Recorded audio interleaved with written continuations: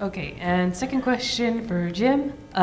You've mentioned that most of your attributes of networks and growing up on acting came from the theaters, the traditional ones.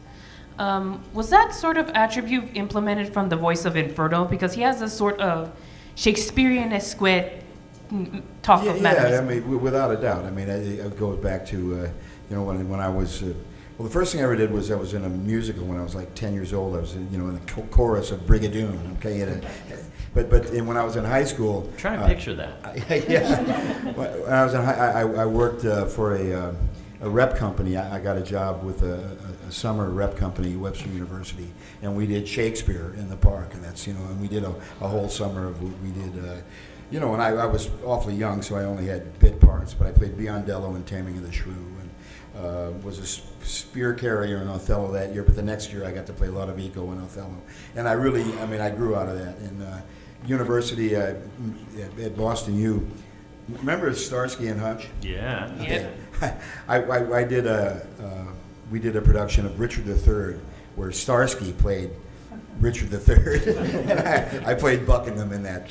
So I did. I mean, and obviously, knowing that's I used a lot of that with the Inferno, the whole for the royalty. It was right out of Yeah. Shakespeare. Thank you. Thank you. And set you down this that in Aleppo once where Finish it. malignant and turbaned Turk beat a Venetian and traduced the state. I took the circumcised dog by the throat and smote him thus. Whoa. I only know one line of Shakespeare, and there's a story behind it, but Christopher, it's Bard on the Beach guy. Chris Gaze. Chris Gaze. We worked together tons of times, and Bard on the Beach has turned into this giant Shakespeare festival in Vancouver. And I've never done Shakespeare, like I was never in a theater company of that sort, because I can't remember any lines. And I thought, I would love to have that on my resume. And I kept bugging Christopher in sessions and going, Chris, because he's the boss, I want to do Shakespeare. Just let me do one line. I even remembered one. My lord, please stand back and let the coffin pass. I said, I can just be that guy.